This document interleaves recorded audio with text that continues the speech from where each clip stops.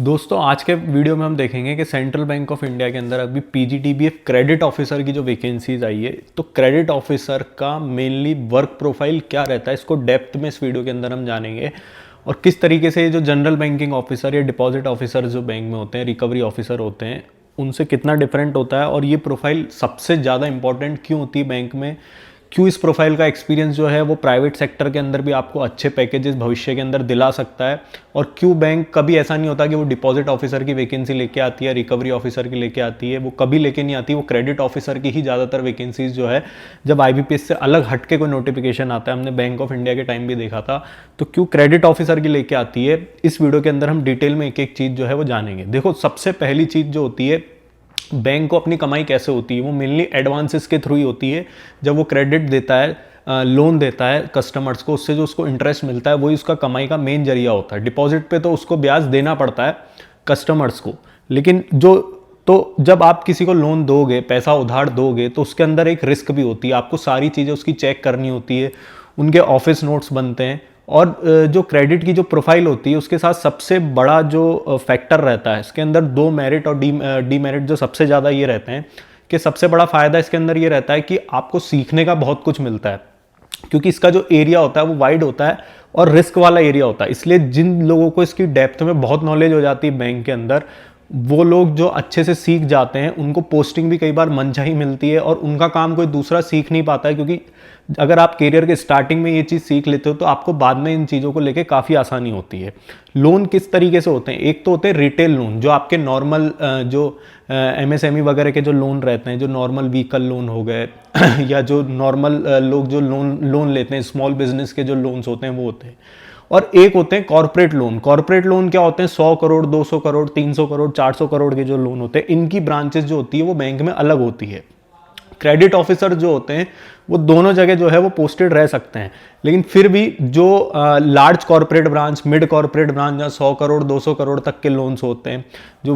जो वीएलबीज के अंदर जो रहती है, जहाँ पे लार्ज ब्रांचेस जो रहती है, यहाँ का एक्सपीरियंस जो है वो आपको बहुत फ़ायदा पहुँचाता है। काफ़ी सारे लोग ऐसे होते हैं जो यहाँ के एक्सपीरियंस के बेस पे क्रेडिट रेटिंग एजेंसीज के अंदर उनकी जॉब लग जाती। कई सारे जब आप बैंक के अंदर रिक्रूट होंगे तो आपको ये चीज़ पता पड़ेगी। तो इसलिए क्रेडिट ऑफिसर की जो जॉब है, जॉब एक किसी भी एंगल से बुरी नहीं है। थोड़ी सी रिस्क इसके अंदर जरूर होती है, क्योंकि अगर आपने कोई गलती कर दी, मान लो अगर वो कस्टमर लोन के लिए, अगर सीधी भाषा में बोलूँ तो एलिजिबल नहीं था, उसके बावजूद भी उसको लोन मिल गया, तो बाद में जब ऑडिट वगैरह जो होती है, अगर आपने इंटेंशनली नहीं भी किया है तो भी कई बार जो है लोग इसके अंदर फंस जाते हैं, ना चाहते हुए भी। अदरवाइज ये प्रोफाइल जो है, अगर आप तरीके से काम करते हो तो आपको काफ़ी फायदा रहता है। डीमेरिट इसके अंदर ये होता है कि आप ऑफिसर लेवल की पोस्ट पे रहते हो, और एमसीबी एलसीबीज में जब आपकी पोस्टिंग होती है तो आपके ऊपर जो मैनेजर्स होते हैं वो स्केल 4 तक की रैंक के होते हैं,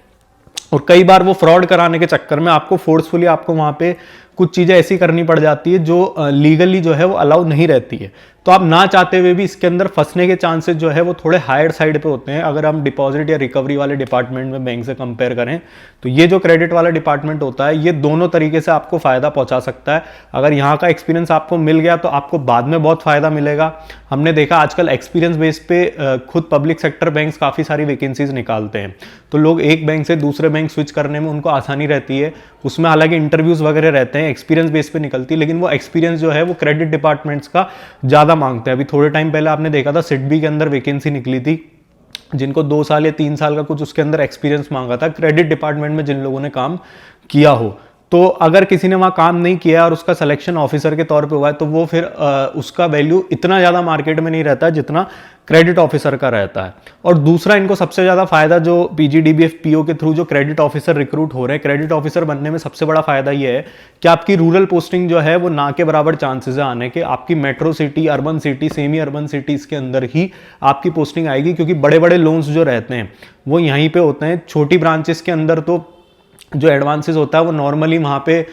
एक ऑफिसर या एक ऑफिसर, एक मैनेजर और एक क्लर्क, 2 क्लर्क से भी वहाँ पे काम निकल जाते हैं। लेकिन जो बड़ी ब्रांचेस होती है वहाँ पे आपको पूरी डेप्थ नॉलेज चाहिए होती है, और इन क्रेडिट ऑफिसर्स की वैल्यू जो है वो काफ़ी ज़्यादा रहती है। काम जो होता है, इनका काम ऐसा नहीं है कि बहुत ज़्यादा ऐसा काम है, लेकिन होता क्या है कि जब भी आप जॉब में लगते हो, अगर आपने स्टार्टिंग में अगर ये काम सीख लिया तो आपको ये काम बहुत आसान लगने लगेगा। लेकिन अगर आपने 4-5 साल ये काम नहीं सीखा और फिर आपको ये बोला गया काम सीखने की, तो ये काम थोड़ा सा जो होता है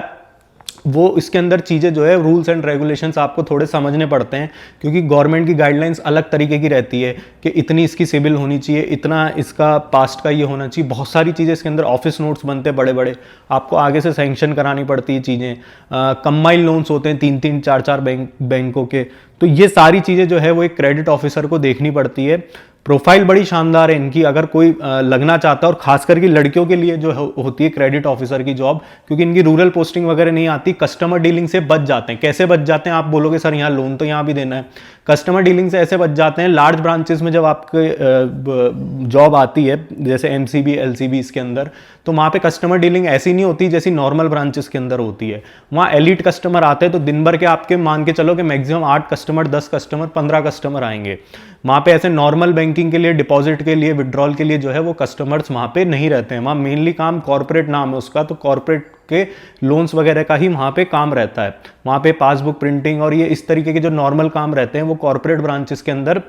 देखने में नहीं मिलते हैं, और मिलते भी है तो उनका कस्टमर बेस ही बहुत कम होता है, क्योंकि क्वालिटी कस्टमर उनको जो है वो डील करने पड़ते हैं। तो क्रेडिट ऑफिसर बनने के बाद आपको इन सारी चीज़ों का एक्सपीरियंस मिल सकता है, जो आगे लाइफ में आपके लिए काफ़ी वर्थ साबित हो सकता है। क्योंकि काफ़ी सारे लोग आजकल, बैंकिंग में माहौल इतना ख़राब है कि वो लोग स्विच करना चाहते हैं। वो सरकारी जॉब के अंदर भी जो नए बच्चे रिक्रूट हो रहे हैं, वो 4-5 साल बाद कई लोग प्राइवेट कंपनीज में स्विच कर देते हैं। तो वो वही लोग कर पाते हैं, या तो किसी को फॉरेक्स का एक्सपीरियंस हो, आपको किसी स्पेशलाइज फील्ड का जब तक वहाँ पे एक्सपीरियंस नहीं मिलेगा तब तक आपको प्राइवेट कंपनीज भी नहीं लेगी, चाहे वो क्रेडिट रेटिंग एजेंसीज हो या कोई भी हो। तो ये जो क्रेडिट ऑफिसर वाली जो प्रोफाइल होती है, इनको सबसे ज़्यादा अपॉर्चुनिटीज़ रहती है प्राइवेट फर्म्स के अंदर जॉब मिलने में, क्योंकि ये प्रोफाइल का वैल्यू बाहर भी काफ़ी ज़्यादा है। इसके अलावा आपको इससे रिलेटेड और कोई डाउट है तो नीचे कमेंट बॉक्स में टाइप करें, और हमारी चैनल को लाइक शेयर सब्सक्राइब करें। आप लोग का बहुत बहुत धन्यवाद।